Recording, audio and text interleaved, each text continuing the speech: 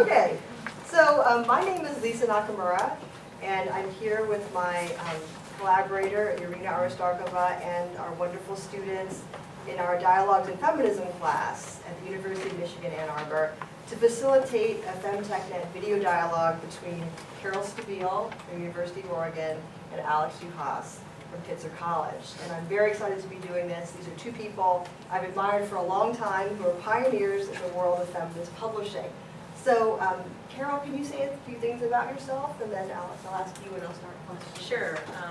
I'm Carol Stabile, and I'm a professor in the School of Journalism and Communication at the University of Oregon. I'm also a professor in Women's and Gender Studies. Until last spring, I was director of the Center for the Study of Women in Society at the University of Oregon.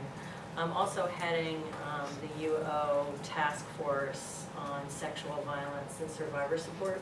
And I'm also a co-founder of Fembot, and currently the managing editor of the Fembot Collective, and co-editor of Ada, a journal of gender, media, and technology, with Radhika Gajala, who's also here today. And I'm also editing a book series for University of Illinois Press on feminist media studies. So Lisa, thank you so much for having us. I'm so excited to talk with you, Carol, who I admire from afar and up close when the world allows us to get on planes together. And thanks to the audience. There's professors and grad students and people in the class here that you all probably can't see, but it's really fun to be talking about you. My name is Alex Juhas. I teach in media studies at Pitzer College. And I guess I would say about myself, I've been an academic who's been attempting to link my activism and my art making and my scholarship and my teaching for 20 or more years, thinking about how technology permits people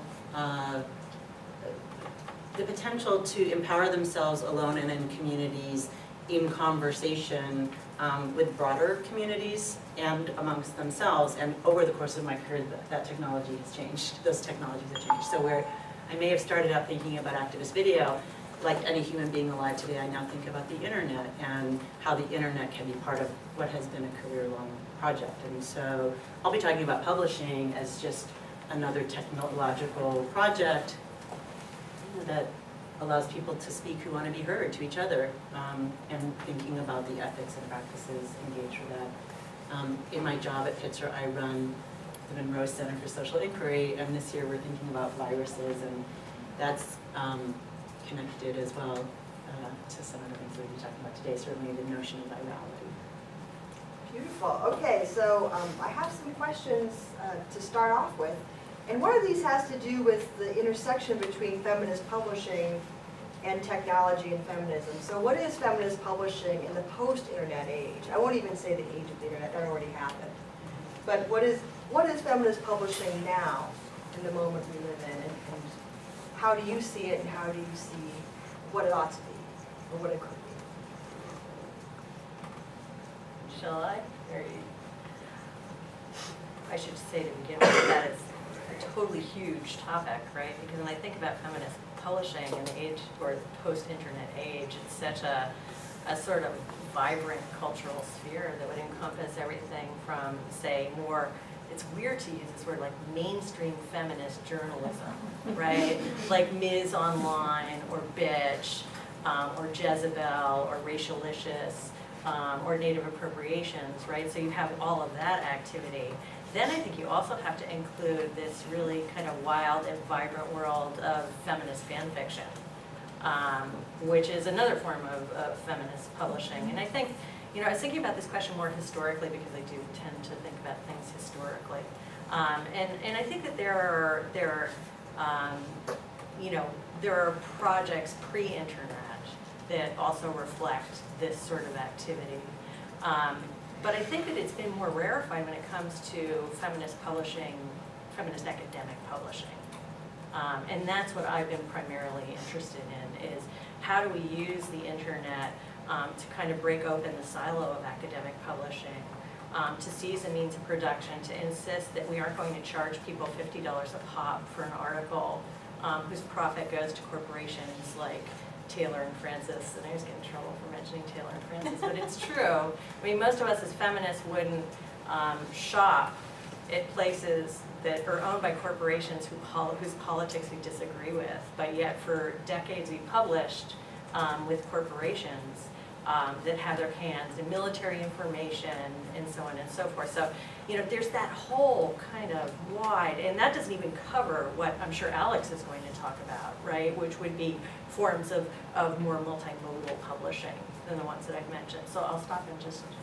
So let me say that, at least for this part of the dialogue, I prepared because I wanted it to be brief and focused. So it will become less formal, I hope, as we go through the different generations of our conversation. So I do have notes here, and I answered a slightly different question, so I hope I don't fear, which is just, which is how our technology and feminism sort of brought alive through the idea of feminist publishing. So I wanted to talk about that, and I wanted to say that to frame our conversation, I think there are, and I am going to speak in an academic context as well, academic feminist publishing, which may be a bit foreign for students, right, who are not yet thinking about publishing as professors. But I think what you might want to do is think about your own online distribution of things that you write. Maybe not quite as professional, but you know, that's a subcategory of what I'll be thinking about. But to me, within an academic context, technology and feminism link in relationship to feminist publishing, in relationship to technologies of discipline, technologies of machines, like who owns machines, and labor would be the third technology. So very quickly, you know, I think that one of the things we do when we think about feminist publishing online is to kind of challenge strangleholds on disciplining that have organized academic publishing. And the internet allows us to challenge that, using technology and challenging technologies of discipline. So by that I mean academic discipline. So one of the things we do when we publish online is we break out of the stranglehold of academic disciplines that are like the Journal of X, which is the Journal of an Academic Discipline, because it's a free-for-all. We can produce new disciplines, we can produce intersectional projects. Vetting, peer review is huge, and online publishing, in a feminist sense, begins to think outside the disciplining, like, of vetting that is really quite painful. Again, maybe not for graduate students or undergraduates, but for people in the discipline, what it means to think about other structures by which we authorize than blind peer review. As just one example. The vernacular, the language that we write in, traditionally in academic publishing, there's one voice, there's one language.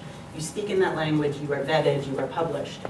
When we begin our work online, and again, not only online, but if we're just talking about that in a feminist context, we begin to imagine new ways to speak, because we are now speaking to different audiences who might not understand us if we talk in the vernacular of our discipline. So it sort of breaks that wide open. The question of expertise and what it means is a disciplining, like you are an expert and you are disciplined in this way, we break that open as well. What it means to publish, and that would be your own blogs, your own videos, my blogs and videos as an academic, as a form of potential publishing.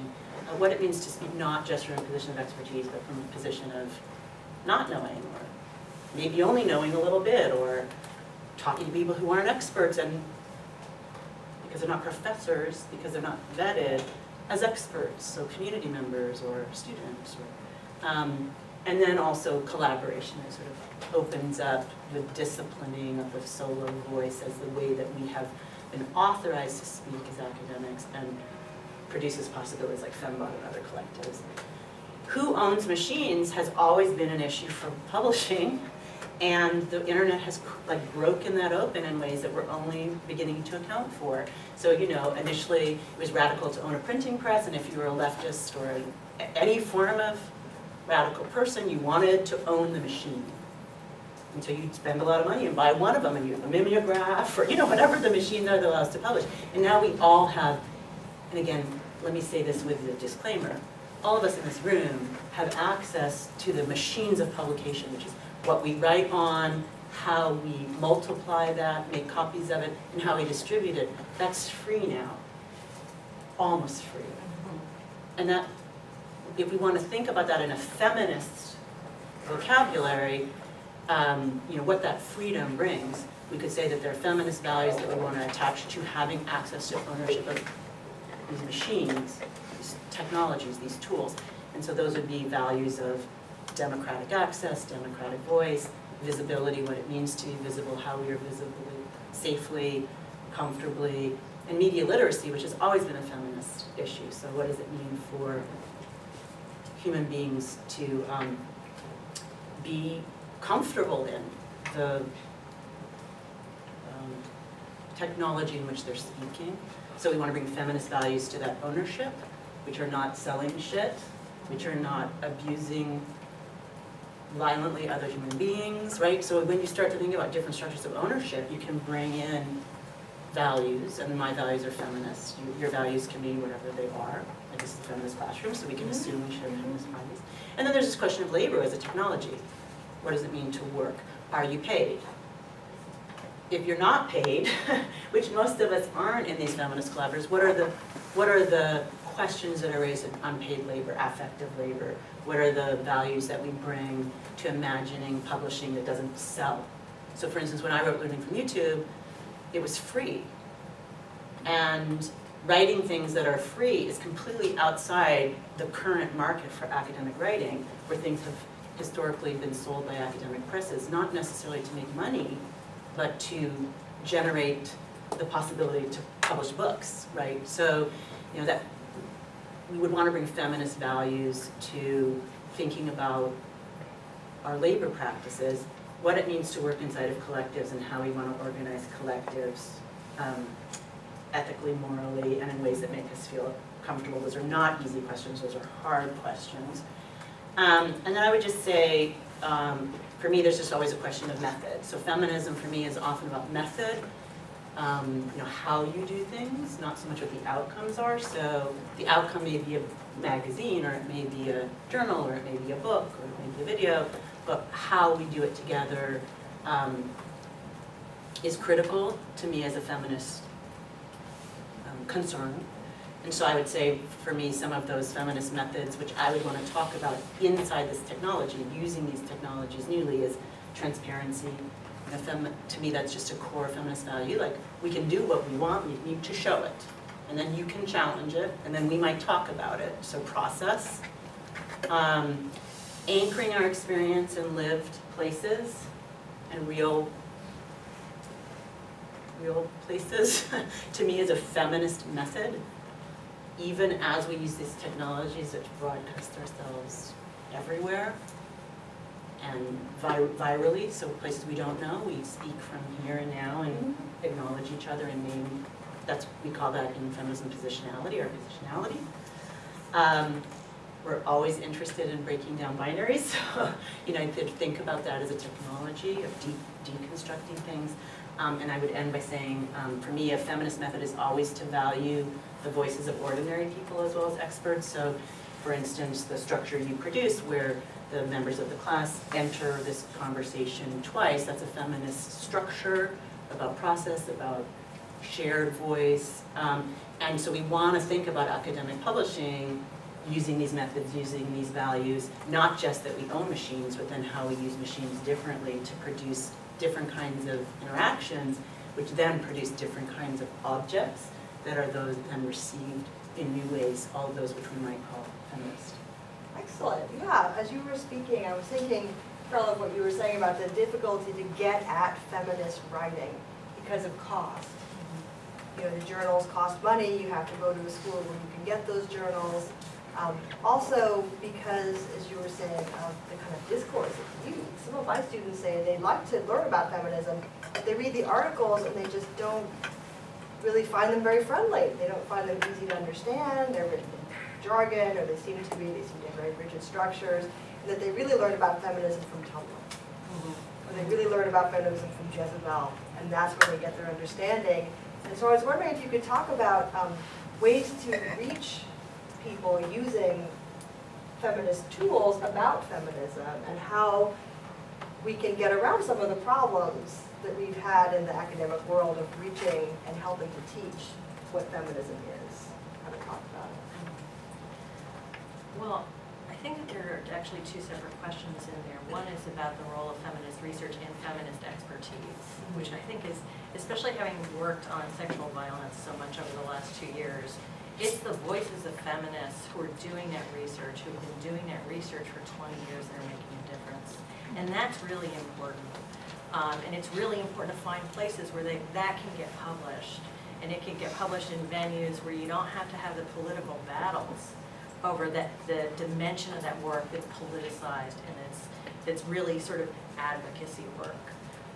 And so I think that that's something that we pay a lot of attention to in Fembot. The second question, though, is about translation, which I think is really important because feminism is so misunderstood and misrepresented in American culture in particular, which has a long history in the media of misogyny. I think it's really tricky for us to figure out ways to talk about feminism that make it accessible and that help people understand the rich traditions that are part of it, right? I mean, think about this. Y'all get taught civil rights in your high school classrooms and in your grade school classrooms, right? I go to my kids' school and they have a lot of things for, Black History Month. There's nothing for Women's History Month, and I'm not arguing that we shouldn't be able to do both of those at once, which I think we should.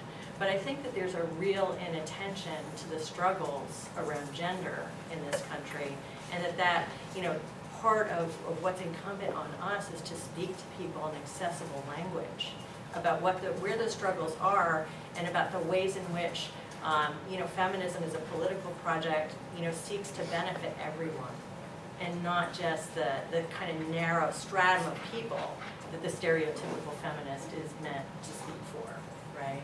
So I think that that's really crucial. We try to do that on Fembot, but it is really hard to get academics to break out of academic language, especially if it's a more theoretical argument. So I'd like to believe in a universe where the very theoretical work can exist alongside the more accessible work, because I think that there's a danger of falling into a kind of populism. There's some ideas that are really hard and really complex, and we don't complain when it's Nietzsche.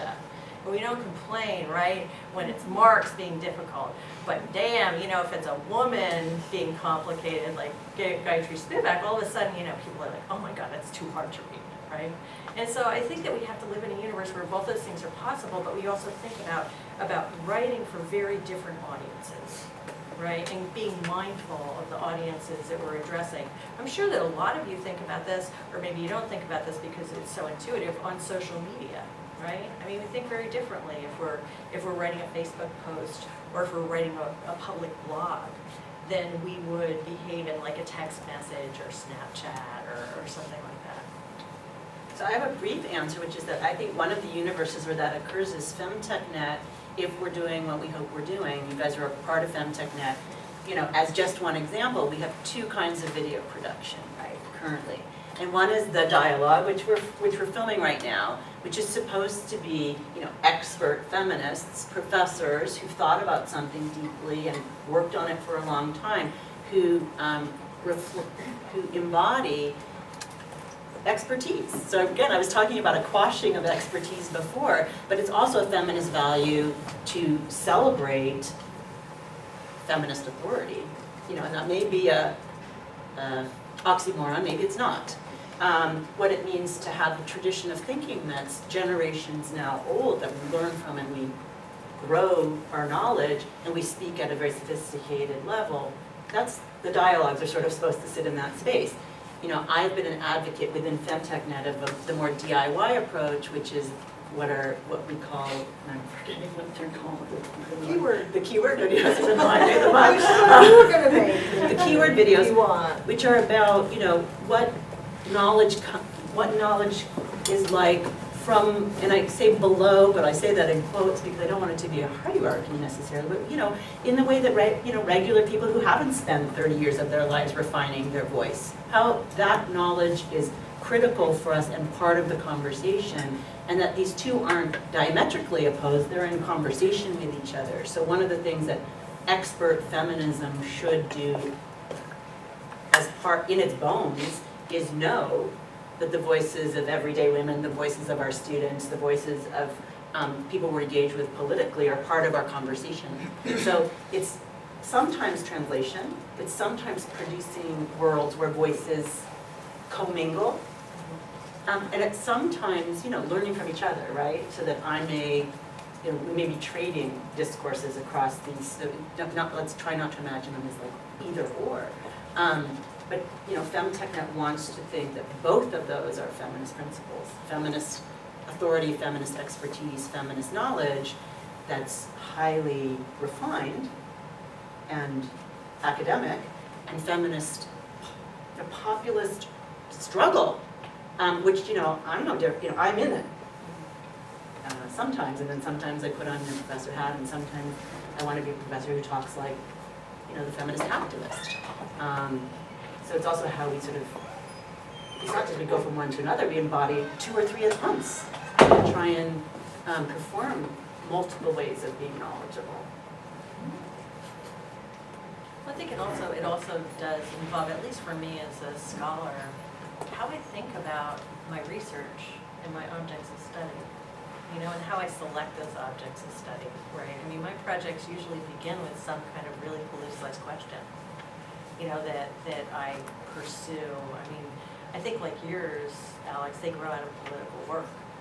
And I think that maybe that's another characteristic. Maybe it's not a characteristic of all feminist research in the academy, but the feminist research I am drawn to is feminist research that really does grow out of kind of political engagements and a politicized understanding of social work. I mean, of course we couldn't say it's not true of all feminism, because feminism is capacious and open as any person who calls herself a feminist or himself a feminist, and that's a lot of possible ways of being. But I recently taught a chapter from the Robin Weekman book about object lessons.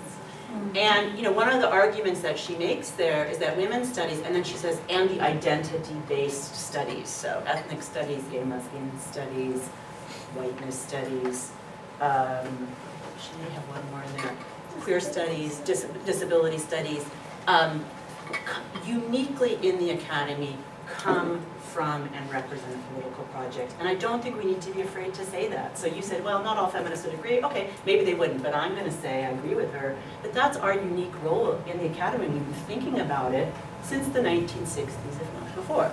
It's a long time to say, what does it mean to be in these hallowed halls, on these fancy campuses, with all of the things that they do, good and bad, and be having an overtly political project? How does that shatter disciplines? How does that rethink what the university is? Like, we can be prideful that that's what our project is in women's studies, or gay and lesbian studies, or wherever we situate ourselves. So I think, we can say that forcefully. And perhaps it's a dangerous thing even in 2014 to say that. Maybe it's not. We also understand that danger as part of our project. So, yes, I ground my project in overt political projects in the world. I think of the academy as the world. But you say that as if it's a kind of simple, sort of self-evident thing, right? And I know among feminists it is. I guess what's, and again, I think back to the research on sexual violence and how under attack those authors have been over the last 30 years, and other feminist authors around the question of bias. And so I think there's some sense that you have to sometimes be really careful, especially if you're talking about science and technology. I mean, it's one of the things that those folks grapple with a lot, right, is how do we answer these charges of bias in our work? Like something called, they make things up, I think, of like confirmation bias. Like, what the hell is that even? But these are things I think that feminist science and technology studies in particular, really, I'm not saying it should in any way chill what we're doing. But, No, I don't think you should. Yeah. Your point is well taken, and again, like, it's a capacious term, and we're all in this together. We have to learn from each other, cross disciplines as well. That's one of the hard things, and that's why I'm not a scientist or a social scientist by choice, because I don't want to be unbiased. I want to be biased. And I made that choice. I want to speak from my subjective position, which is political. And again, I don't want to pit the disciplines against each other either, but I don't have the same responsibilities in the Yeah. the history of my own discipline to speak in a particular way that you might if you're trying to get tenure as a scientist or a social scientist. And again, like I don't want to make it simple either, but I think that, is that, like you look concerned, you guys look concerned. No, I mean, I kind of understand what you're saying. I think I would represent it differently, right, than saying that I'm biased. I would say that any researcher needs to understand the point from which he or she sees what they see, right? That's You need to be able to identify that. It doesn't necessarily mean that my research is going to be biased. I know, right? but we're imagining that biased is a negative term. You keep sort of using it like it's a dirty, like propaganda or something. Which I guess my point is to say, of course, every scholar. But see, I think this speaks to a disciplinary difference between the two of us, Yes. right? Is that I am at heart a humanist who's a closeted social scientist, right? And my role is like, so I am in fact outing myself as a social scientist, and I think, I like to think of it really differently because I do believe that there are understandings of the world that line up closer with something I would call reality. And I don't want to open that up. I had this really interesting argument when we were doing a Wikipedia edit-a-thon with some of they're like a very old school Eugene feminists, right? Who were railing against Wikipedia for having notability criteria. And the woman who was running it was trying to say, well, this is a potential feminist tool. Because this is a way that we make sure that the white supremacists can't run wild on Wikipedia. This is a way that, now, the whole question of how it gets used by editors is a different question. So I do like to think that there are more balanced and more inclusive perspectives, and perspectives that understand their own perspectival apparatus. The fact that I might see what I see from my particular position, but that's a position that needs to be mapped out and problematized, right? Yes, definitely. I mean, I think we agree on that, but it is a disciplinary kind of difference. I think we agree. And I also feel like we can make choices as academics in relationship to us, so my work, and I began by saying it's transparent, it's self-reflexive, it's positioned. Like that is the way that I have figured out how to manage my relationship to my expertise and my authority and the production of knowledge. Like I am very, I say this from here. Right. And it is my subject position as a, blah, blah, blah, blah, blah. Usually I will do that. And by that I mean as a woman, as a queer person, as an AIDS activist, as whatever I'm speaking of in that moment. That's just the way that I figured out how to work that out. And I don't mean that that's biased at all. Yeah. I actually mean it's very carefully thought out, and I've showed you some of the armature of my thinking. And I've made that transparent. I've read these people, I have these allegiances, I have these goals, which I usually say. Well, I'm going to jump in on the question of bias, because I think that when we talk about feminist publishing, or any kind of publishing for that matter, part of the reason it needs to exist is the idea that traditional publishing has biases against certain kinds of work and excludes certain kinds of work, and makes it harder for us as audiences to get a hold of certain kinds of work. So there's a kind of censorship that happens when publishing is allowed to do what it wants, right? And so you're a social scientist and a humanist, you're an artist and a humanist, but you're both publishers. Yeah. And that's why you're here. So I wanted to, not why you're here. Like, what's something I've been wanting to talk to you about? Why did you decide to become feminist publishers, and why did you decide to start collectives? And can you talk about that in terms of the history of women's collectives?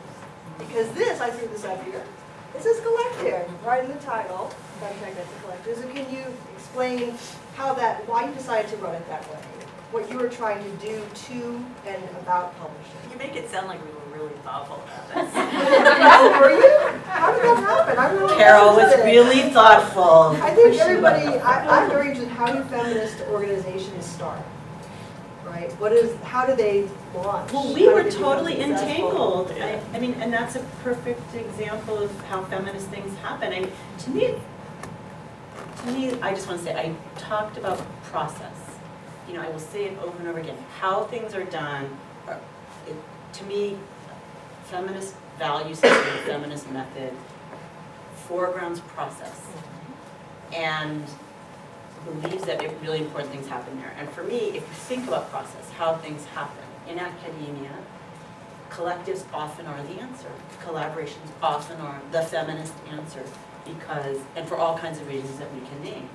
You know, because in fact they shatter authority, they rethink authority, they share authority, they shatter, rethink, share expertise, they shatter, rethink, share labor, they imagine that what one person knows is just not enough from which to build something. I mean, there's all kinds of different ways of thinking about knowledge production and expertise that are solved by a collective. And so, you know, yeah, feminist things often end up being collectives. Feminist things often die because they're collectives too, because collectives You are taught me that hard. that's okay. Yeah. We'll talk more about that. Say it now. I mean, Yeah. you know, I mean, I think because that's process. The Yeah. hard work is in the living ethically together, the building things together, the owning things together, and it's often too hard. And You the know. making together, which is really, really hard. Do you want to say about how we were going Yeah, to the so same what sandbox? were you thinking? Well, it was, I of course knew Alex's work, right? I mean, media studies, who would know Alex's work, but it was like there was all this activity and all this kind of feminist movement that was going on.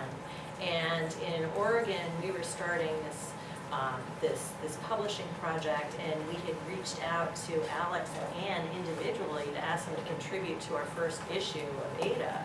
And so it was in the context of that, they were like, oh, we're thinking about this teaching, why don't you come down? And we met face to face the first time at that meeting in Los Angeles. But I think that for me, I found myself in a position where I had resources because the center I was directing was run on an endowment, which was like, it was like being a kid in a sandbox because I had money and no one could touch it because it was an endowment. And so it was up to me to figure out what I wanted to do with it. And like a lot of feminist academics, I had really negative experiences publishing with the process. I had mentored a couple generations of graduate students who'd had really bad experiences publishing. And I was like, shit, I can do better than that, right? I mean, and there was a sense too, I remember being at a symposium about publishing where, one of the faculty members said, do you share your reviews? And people were like, oh, share our reviews, right? And I was like, really, that's such a great idea. What if we all shared our reviews and then we could all see the trollish behavior of faculty members doing blind peer review? Because hey, anonymity works the same for academics as it does for online trolls. They just behave really badly.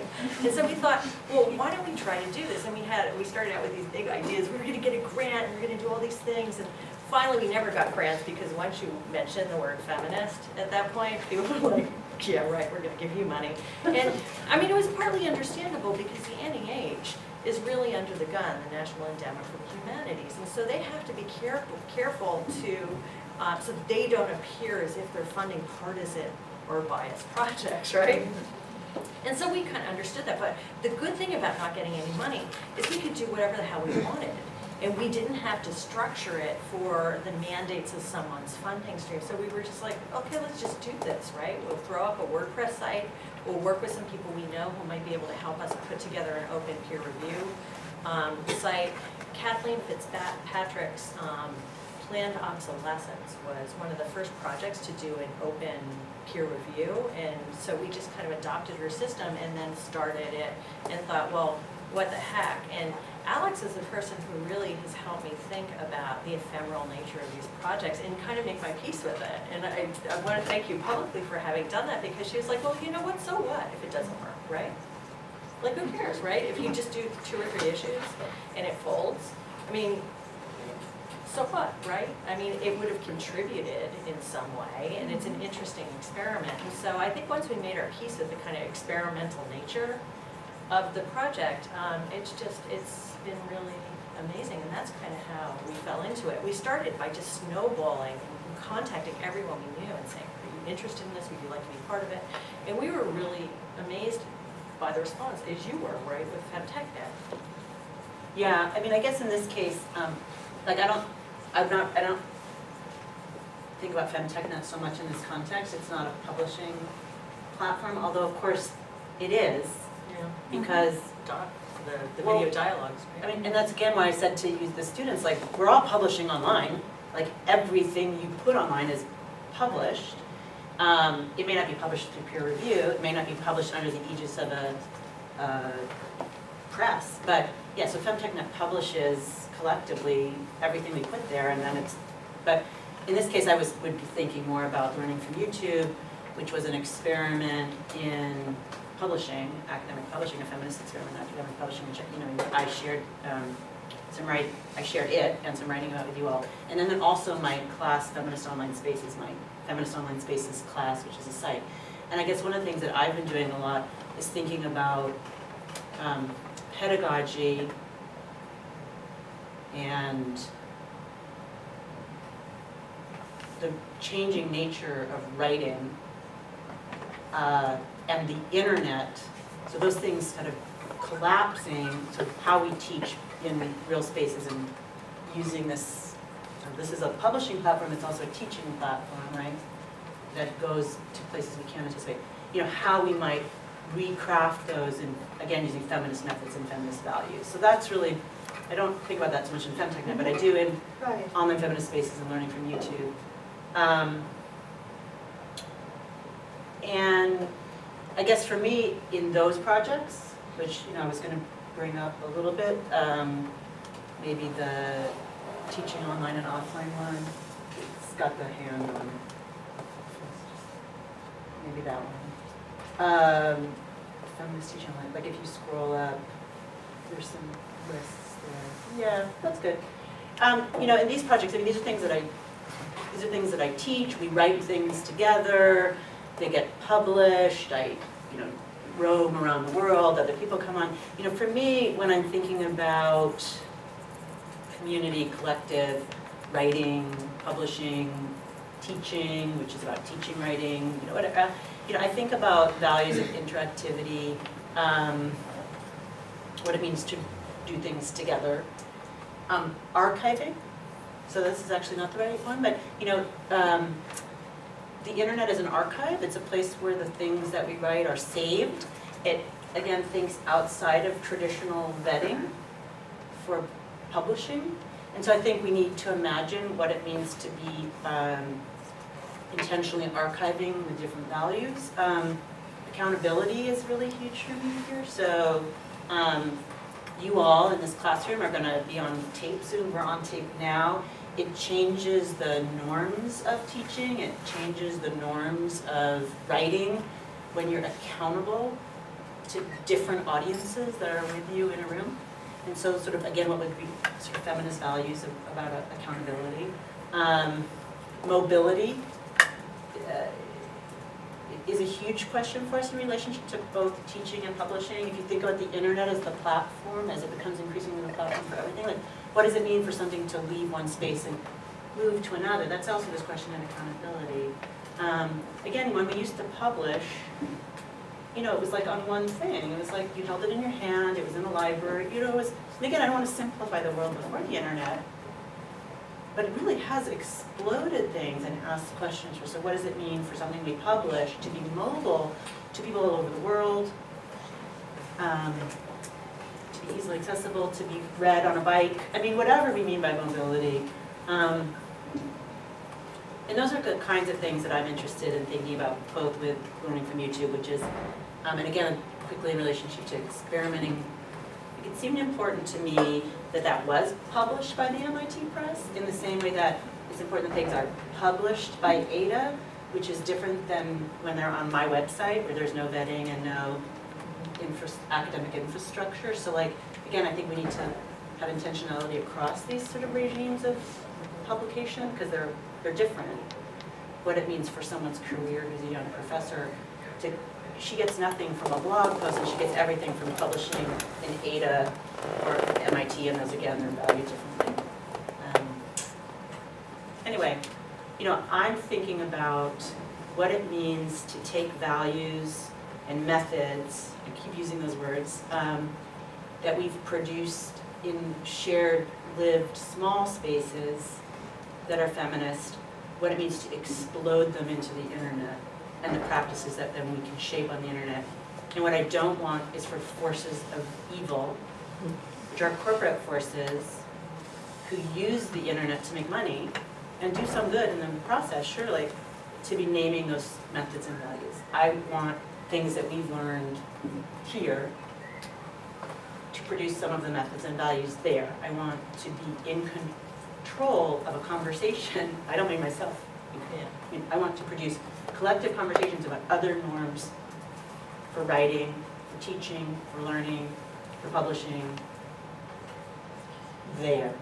Well, I think it speaks to issues of accessibility. When I talk about accessibility, I mean accessibility in a number of different registers, right? We're really mindful on Fembot, for example, of making sure that, you know, if we are doing audio interviews, they're also transcribed, right? And we're doing our best. It's one of the reasons that we haven't used PDFs.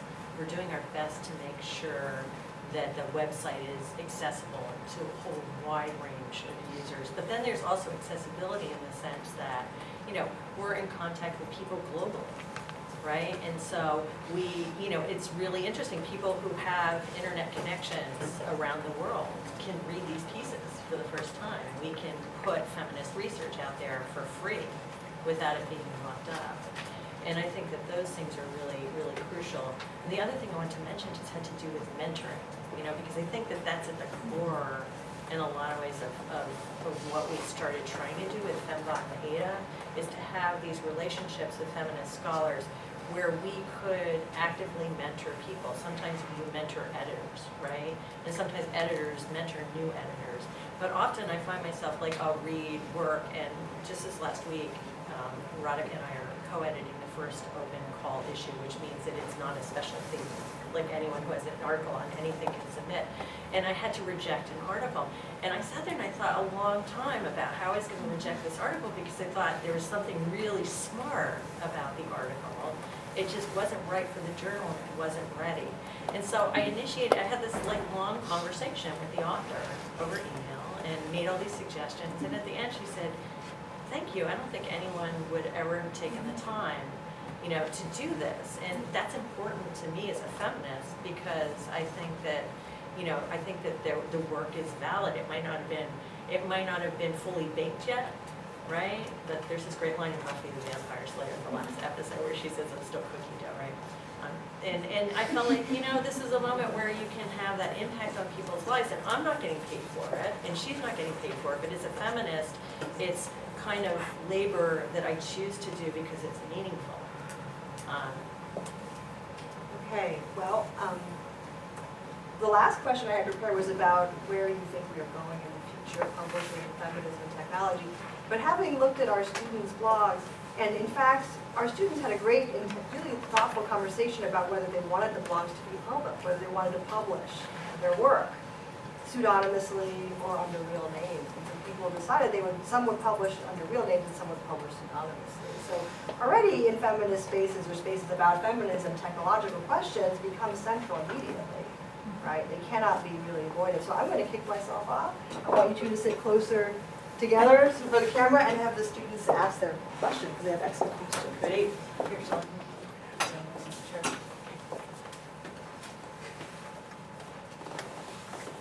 Great. Who would like to go first? Come on.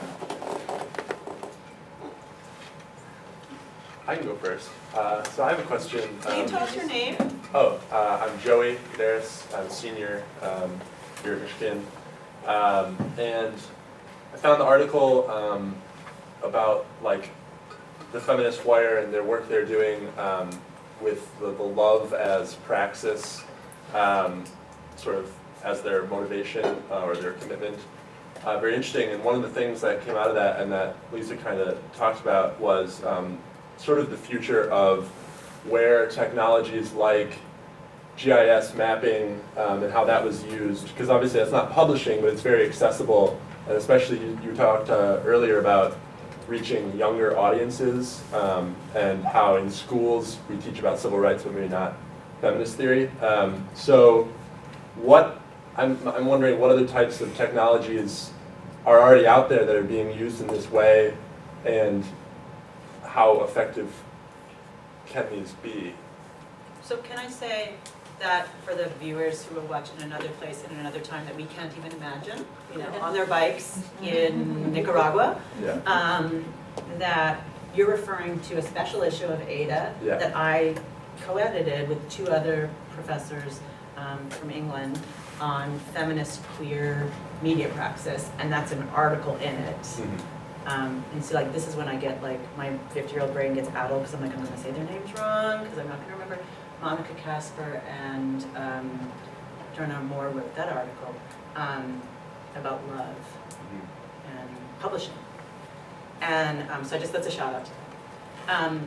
You know, to me the technology is and always has been video, and photography now, like weirdly, is having its big comeback with Instagram and other forms. And you know, I've always been keen on empowering people to use those technologies. They're old by standards of GIS, right? You know, I would answer that by saying, as was true with video 20 years ago and photography 100 years ago, you know, to me it's about media literacy. So it's not just about access to tools, because now everyone has the tools. It's about education, and education in context where people are making work with these technologies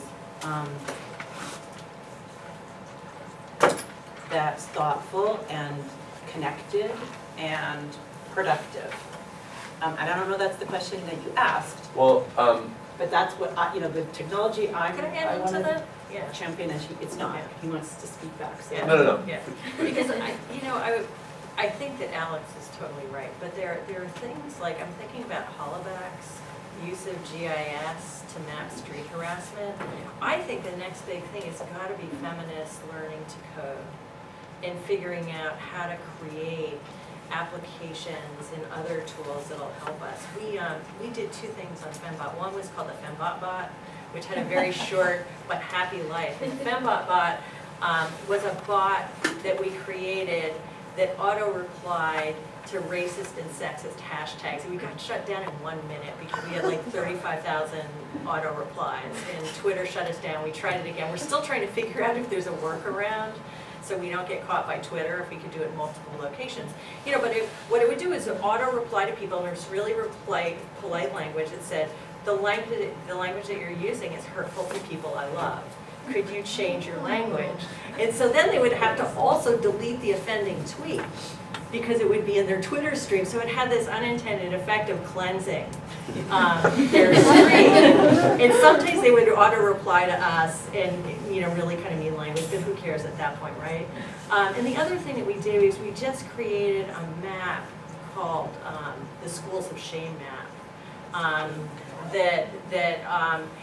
Because the data on sexual assault is so bad, we had to work with really wonky data. So part of the story of the SOS map is that the data sucks.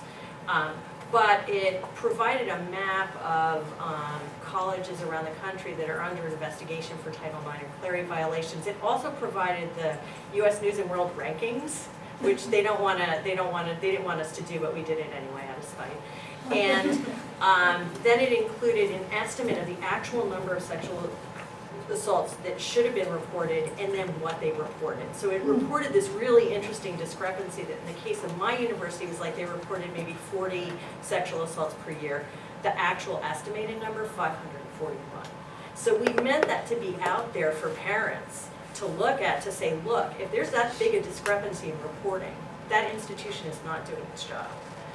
And so I think that having more feminists who can do that kind of work and who can help us, and here's the plug, we're having a Ms. Fembot event in March in LA, and one day is just a feminist hackathon, where there are people from the open source, feminists from the open source community, like Linux chicks and Pi ladies who are just women who love programming in Python. And so I think that that really, for me, is like, that's the next level that we need to take it to. But you want to say more? Well, no, that was actually, Was that that- was what I was hoping for, Yeah, yeah, yeah. thank you. And you want to know it? I'm going to plug radio, because you know something? If you go to places that don't have bandwidth, they're not making video. Yeah. Even though you all can make them on your cameras, and they can make them on their cameras, they can't circulate them on their cameras. anyone can circulate radio. And you know what, when like, as our technologies get more and more complex, there's like a cherishing the simpler and simpler technologies, partly because they can happen without electricity or with limited electricity, with limited bandwidth. And so we also need to like champion these older technologies, which also ultimately gets us back to like paper and, like, here's a piece of paper. Really? You made this paper for me? But radio, you're right, I mean, radio is such an important global tool, right? It I was is. just on a dissertation which is called Listening to the Brotherhood, and it was about women's radio in Senegal. See, in Right. Africa, for instance, Yeah, it's all radio. yeah, It's not, yeah. it- So I think we can't lose sight of that, right? It's, No. again, both at once. and, Exactly. Yeah. I'm Aisha, I'm a freshman, and it's not actually my blog post question, it's actually what you said previously about your whole Twitter thing being shut down and the cleansing, and even previously about your experiences with being censored or being prohibited from what you're trying to say in publishing, and your graduate students' experiences with that, because that intrigued me, because in one of my classes we're talking about our artistic expression and cultural producers and their experiences with censorship. And I was just wondering, to what extent was that experience? Were they forced to, use euphemisms to say what they had to say and, kind of subtly imply things without, being straight on, realizing that what they're saying was actually against what the publishers were allowing? Or actually just not having to find another outlet to publish what they say? And what was more important, whether what they really wanted to say was out there, slightly, I guess, diluted, or just not having their purest expressions and opinions about things not being out there for the public to take in and maybe appreciate as well. Well, I think depending on the discipline, because some disciplines are worse than others too in terms of climate. I mean, sometimes it's very, very open, the sort of political censorship. I've heard from people in disciplines like political science and sociology, and of course economics for like the three feminist economists, that these are really open attacks on the politics of what they're publishing. Sometimes the focus on gender or race. In other disciplines it can be a lot more subtle, but it's conveyed nonetheless. And people will tell you this a lot, especially with book projects, right? You'll get like 2 really, really good reviews, and then there's this review that comes out of nowhere, and it's clearly politically motivated. Like, I wrote this book on crime reporting in the media, and one of the reviewers said, well, journalists aren't racist, right? Which kind of wasn't my point, but it also implied that there was no racism in the history of journalism. And at that point, right, you're just not going to get very far. And I think for Fembot and Ada, we also wanted a space where people felt like they didn't have to fight that fight, because that fight over time is so exhausting. And it's so soul-sucking. So to have a community that actually values the research that you're doing, whether it's on race or ability, and not to have that fight, it can be so freeing and can facilitate forms of research that I think, are only possible in the cracks of disciplines. And I do think that's what FemTechNet really is about. It's part of why there was this momentum around feminism at this particular moment. That I think one of the things that we found was that people were doing sophisticated work for a community that was not local. So that feminists are now, there's 40 years, or again, I don't know where we clock it, of this tradition, this discipline. But in a local context, it may be in a department, it may be in an institution, they're lone voices like in the wilderness, in this sort of like hugely vibrant, international, quite powerful community, and that needed to be networked to work for people.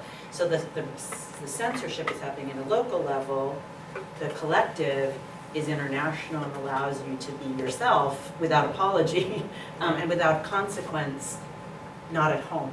So FemTechNet and Fembot 2 are really international, and people join them for that place of comfort that they may not be having in their local environment. So there's, I was saying, like, I'm really interested in the local environment, and I'm really interested in the global digital environment that allows for other kinds of freedom as well. So you want to sort of modulate between the two carefully. But for me, censorship is always, being out there. It's contextual. You make a different decision in this room that you make on your art, that you make when you're applying for a job, and like we need to think about, like we move across spectrums of safety. And one of the things that feminists have always done is try and produce those safe spaces for ourselves, since the rest of the world is often hostile and oppressive. So you make your own journal. I was going to answer a question that we didn't get to about, there's an ongoing project of feminist production of infrastructure, which is that we produce the structures that then facilitate and are safe for our own work, since the world is hostile. We produce our own presses. We produce our own film distribution companies, because the real ones, the normal ones, don't want to hear our voices. We produce our own disciplines. Well, I should probably let another student ask a question. I was going to go off on a tangent about the notion of safe spaces, because I find it really, really interesting and a site of a lot of sort of discussion.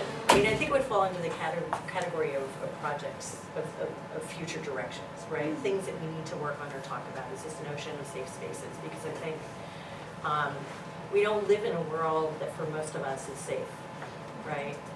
And safe spaces for me as a white middle class woman are going to be very different than safe spaces for women of color. And this has been brought home again and again by articles that people are publishing in ADA, right? There's an issue that's under peer review right now where one young feminist sociologist of color talks about the threats that she gets on the internet and how different they are than the threats that white women get on the internet. So the ways in which you get attacked are very different, and the ways in which some spaces are safe for some people but aren't safe for other people. I prefer to teach my students that these aren't safe spaces, and that we need to move into these spaces and figure out how to change the climates in the spaces. And maybe that's, again, under the heading of work that still needs to be done, is we need to figure out how to move into these climates and how to change those cultures. Because I think rather than creating safe spaces, we need to think about climate change. We need to think about climate change on Wikipedia. Yeah, We need to think about climate change on... what you're saying is true, and you also produced ADA. So it's about producing counter culture, counter organizations, and it's about fighting for different norms in dominant organizations. Yeah. I mean, you did produce ADA. You didn't just teach people how to do a different job in traditional mainstream sexist, racist, homophobic. But I also launched ADA out into the internet, right? Which is not, Safe. it's totally not a Yeah. safe space for safe.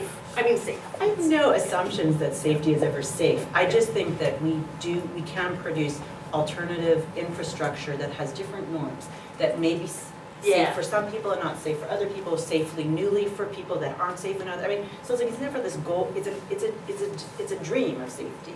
You never are in it. But you can imagine producing counter institutions that run by different rules that allow people that may not have been safe in dominant spaces to have more mobility, more power, more agency, whatever you're searching for. Well, I think that there are things that we learn in our online interactions that hopefully we take out into the world. I think for me, because, relatively speaking, when I get in an argument with someone on Wikipedia, I'm not usually worried that that person's going to show up in my classroom, right? And try to hassle me. And so there are things I can do in those spaces that I might not feel as comfortable doing face-to-face. And I wonder then about, how recursive those lessons are, right? Do those lessons about taking over those spaces and challenging people in those spaces, can they carry over into the spaces that we teach and work into? But I feel like that's, when I talk about the Feminist Online Spaces Project, which isn't published, it's just on the internet, I think about what I say is I want to make rooms like the internet. So I want to imagine what's exciting and wonderful and, empowering about the internet and put it in a room, and I want to take what I know about rooms and put it into the internet. Like, you want to imagine finding the best of these ways of being and mapping them into new spaces, right? So the internet, as we all know, is abusive for the most part to women, people of color, gays and lesbians. It is just shockingly aggressive and hostile place in a way that would never be allowed in this room, ever, you know, because we've actually figured out, you know, norms of classrooms. You just look at this woman who's, you know, been a gaming woman. What's her name? Sarkeesian. Just as one example of 665,000. You know, like, the norms of the internet produce that as a possibility that anyone could treat another human being that way who has some cool ideas or whatever. You know, how do we begin to map modes of safety or the challenging of safety or questioning safety across the I don't know, I guess, Like yeah, I this. gotta say, I guess I'm gonna quibble about safety. I mean, I really do I know. think, you know, when I think about sexual and racial violence, I think of it in terms of continuums. And I'm just not convinced that universities, for example, are safe, the safe spaces that we often imagine them to be. I agreed. Yeah. Lane, you had a question. I saw your hand. I'm Lane, I'm a senior. I guess on similar lines. I was gonna ask about, the different, digital spaces, I guess, and, kind of like constraints and even advantages that you, discover that are actually inherent in the various platforms that might be used for publishing, such as, YouTube or social networks or different blogging platforms. In terms of like creating, promoting, and publishing feminist content, are there different struggles that maybe you can talk about that are actually inherent right in the platforms? And if we're seeing any progress or failing to see progress in certain ones? So the obvious, incredibly exciting affordance of the digital in relationship to feminist publishing is access. More people can get to it, to knowledge that, you know, really was cordoned off, you know, in a library, you know, on a campus that you had to get X grades to get to, and you have to have X amount of money to, you know, get in and whatever. So like, you know, it's an extremely exciting explosion of access to knowledge, which has always been part of feminism. And that's written into the technology. It's an affordance of the digital, and it's, you know, we should celebrate it. Access. More people write, more people read, more people are heard. You know, in the YouTube book I say, you know, and it's also written into the technology that it gets filtered. And YouTube filters, just one example, you know, in relationship to hegemonic ideas of popularity. So like lots more people write, but you actually will never hear them. You'll never see them, right? So that is an affordance in the technology itself, how it filters information. So you have to make choices about filtering, indexing, archiving, managing. Like those are information technology questions, and those are technological questions. So everyone can speak, everyone can listen, but only a tiny slice of culture is being heard because corporations are indexing, archiving, controlling information, you know, whatever way suits them. So those are technology answers, right? That's just one affordance, and it's sort of reverse insanity. I have never been less heard than once the internet was invented, because millions and millions and millions of people are speaking in an unfiltered way from everywhere. Yeah, you know, I'm not sure if it's the platform as much as it is the cultures that aggregate around the platforms, if that makes sense. You know, so I think about the culture of commentary on YouTube. I think about interactions in video games and online games, and the ways in which certain kinds of behaviors are encouraged in those spaces. I have to admit, I even find the feminist blogosphere a little bit much, because I think that it's also structured by that culture in ways that the feminist blogosphere isn't entirely self-reflexive about. So there are lots of moments where I find it very acrimonious and very sort of intent on distinction, like how do I make my blog, you know, how am I going to boost my SEO, how am I going to do this, how am I going to do that? It's driven by that project of distinction. So I think, you know, Wikipedia is a good example of that too. right? Is it the platform, or is it, you know, the rules that run the platform too? Right, but so you won't let me use the word safety, that's fine, you know, because I don't either believe things are safe. It's just a way to talk about not liking being in places where people are brutally offensive and aggressive. Okay, so you call it whatever you want. I actually don't like being in those places. One of my students calls it the asshole Okay, consensus. so asshole On Wikipedia, consensus. Okay, or right? anywhere, like Yeah. online, like I don't like being in places where people talk to each other that way. But I don't like aggression of that form. You know, call it safe, call it whatever. Okay, and I believe, so let's not call safety. We can think of a better word for it.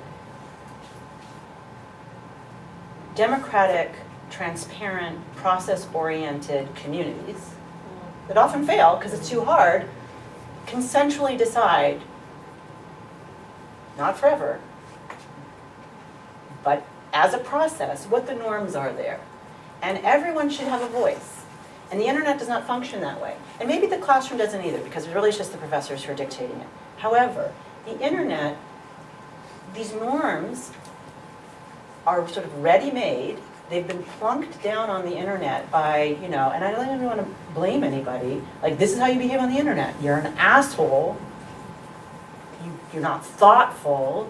You're abusive. Think about YouTube comments. I mean, it's just this cesspool. You know, you want to be in a cesspool, like anything happens there that's productive, zero. You want to be in an unproductive cesspool, bullying behavior. Like, where did that norm come from? And what would it mean to take control of that norm? How would we do that? How would we say, like, we want to be part of a conversation that looks at how we're behaving here and if we're okay with it, and whoever is okay, you tell us why you're okay with it, and we're going to tell you why we're not, and maybe we're going to change this norm democratically, you know, listening to each other. Like, that is a horrible place to be in. And so is gaming culture for the most part. But I think, I'm not sure about, this is about the limits of democracy maybe, right? I mean, but when I think about the instances where there has been climate change, right? And little places on the internet, whether it's the Sarkeesian case is a really good example, because look what happened. I mean, she got, quadruple the amount she asked for on Kickstarter as a result of those comments. So it's clear there was another consensus that was emerging that behavior wasn't okay. But the one example I've studied on World of Warcraft, it wasn't about it was kind of about democratic consensus, but it's one server on World of Warcraft that's known as the queer server. And so I wanted to look at the reasons why that was such a good climate for queer players, right? Like, how could queer guilds, like, you know, they would just, you know, on chat, they would say, hey, queer guild, you know, LGBTQ friendly. And I wanted to know how that came about. And partly it came about because the game developer made a decision, right? That they were going to allow LGBTQ guild organizing, which had been banned on a lot of other games and servers. And once they started doing that, it gave all these queer players on the ground a chance to start policing the community. And so when people said homophobic things, they would report them. The game developer was very sensitive to the demands of these organized LGBT groups. And they started banning players. So it became this kind of place where you couldn't say, people would say on the thing, you will get blacklisted if you say anything homophobic. And sure enough, you would. I mean, that stuff got shut down right away. And so I think it was a lesson in, you know, having first the grassroots, but also, you know, the people in charge saying, this will not be tolerated on our campus, in our game, it will not be tolerated. Okay, but that's, I mean, so, I was going to show something else because I'm tired of looking at this. Okay. Wait, I want to say that's a lesson in infrastructure building. Yeah. So, like, you need grassroots, and you need, you know, people with control of, you either need to build your own structures of control, or people who are in control also. Yeah. Like, it needs to happen in both those places in conversation. Yeah. Well, and it's a good example about Wikipedia too. Exactly. We need more editors on Wikipedia who are willing to challenge the asshole consensus, who are willing to stand up and be counted. And it's not a pleasant thing. If any of you have challenged this stuff on Wikipedia, you know that it can be crazy making and it's a hassle. You know, but this is the price you pay for cultural change. Is you have to stand up and be counted. You have to not let that go. When you see something wrong on Wikipedia, when you see, one of my students came across this website called Black Supremacy. that was made by a white supremacist organization. And he got in there and he had a fight and he had it shut down. I mean, these things, I think these are important. They're small struggles, right? But they add up. Let's get one question, and then I'll ask you each to do a 2-sentence outro for yourself, and then we'll go get some beverages and come back and have a more informal conversation. So, yeah. You. Hi, I'm Eliza. I'm a sophomore at the University of Michigan. And I had a question about having a political project within a university. And especially as universities and institutions of higher education get further commodified and are further pressured by maybe markets, but especially investors. And how that affects, I don't know, if you're ever afraid of going against the grain due to maybe threats to professional livelihood. For example, in the University of Illinois, the incoming professor that was just fired due to accounts of civility. Mm-hmm. And I'm wondering kind of how you feel about this campaign of civility and how it might affect or police the way professors or graduate students act on the internet. You know, that's such a great question. I was asked that question recently by a reporter who wanted to know about retaliation against faculty members for activism around sexual assault. I think that I have an incredibly privileged position from which to answer that question. I am a tenured full professor. My PR machine is so much better than my university's, which isn't very good at all. And so I think in part they are nervous about me. I have not, I've had colleagues who've been significantly retaliated against who are full professors also. And the shape it's taken is attacks on their credibility, on their research. And those have been significant because those have national and international impact. Certainly in the case at Illinois, it cost an assistant professor his job. These are all chilling. I mean, they're meant. Assistant professor. He was a dissociate? Associate or, yeah. Oh, yeah, associate. Salata, yeah. Wow. You know, I think none of us, having said that I'm privileged, none of us are really safe. And my worry is that we often mentor our graduate students and junior faculty and say, you know, be careful until you get tenure, be careful until you get a job. And I think when you get used to doing that, it becomes a way of life. And I think that the tenure system hasn't protected a lot of people who've been brave and outspoken and courageous. And that we have to encourage people to use the privilege that they have to take political positions. It's never going to be without risk. So.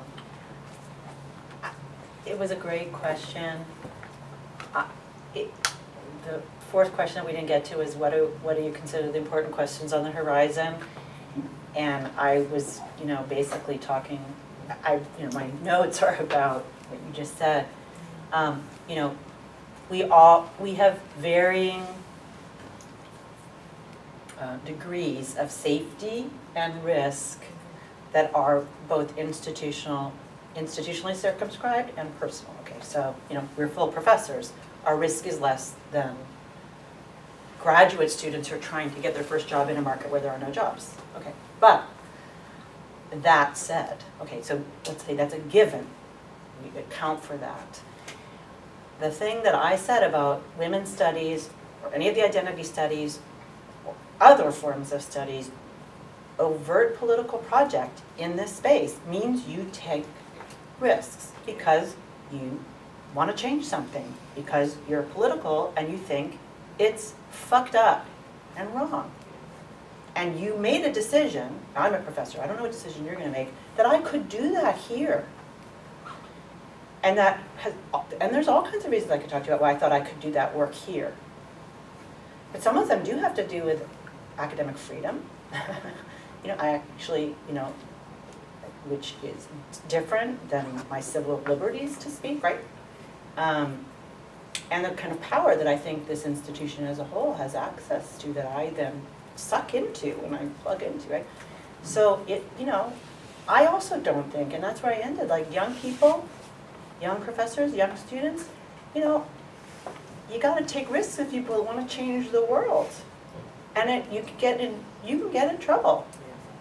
And I have gotten in trouble, and he got in worse trouble than he should. But that's part of, at least what I want to share with those of you who want to join me, that, we're doing this not for safety, so we return to safety, but because we want to engage together collectively to change things that are not right in our world. And that that means people lose jobs, people are shot, all kinds of horrible things happen to activists. And I don't want to negatively, I want to positively. And wonderful things happen to activists because we form community and we find power together and we know that we are on the side of right. And we love each other in the process of knowing each other that way. So yeah, it's about taking risks, and God bless them. And I'm blogging about that, and I know that it endangers me and any other person who takes a position on that, and I do that willingly.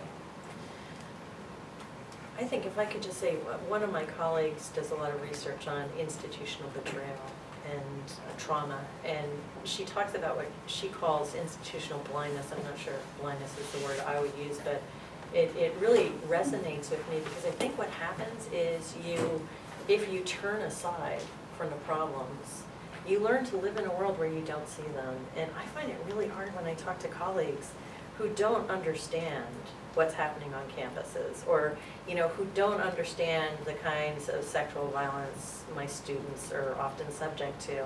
And I think it becomes a way of life where you don't see what you don't want to see, and you don't see what you don't have to see. And Barbara Kingsolver, after 9/11, said something, she said, one of the most important acts of citizenship is to not look away from the things that you don't want to see. And I think that's what we're trying to do, is make sure that we don't look away from the things that people don't want to see. Wonderful. Okay, so we're at the end of time. So can you give me 2 sentences on feminism, technology, of any kind? Is that too hard? 2 sentences. Take a break also. And we're going to take a break so we can expand on your sentences. I'm just thinking to finish off. If you want to give a pithy, short. Well, okay, I would just say that we're living in a moment of enormous crises on multiple levels. And moments of crises are also moments of great opportunity. And I think one of the affordances that new technologies give feminists and other politically minded people is an opportunity to amplify our messages and our voices that we have not had in the past. And so, in my moments of despair, I try to really focus on that, this sort of Gramscian crisis moment where we can do things like attempt to seize the means of production. We can get information out there that's been really hard to circulate in the past.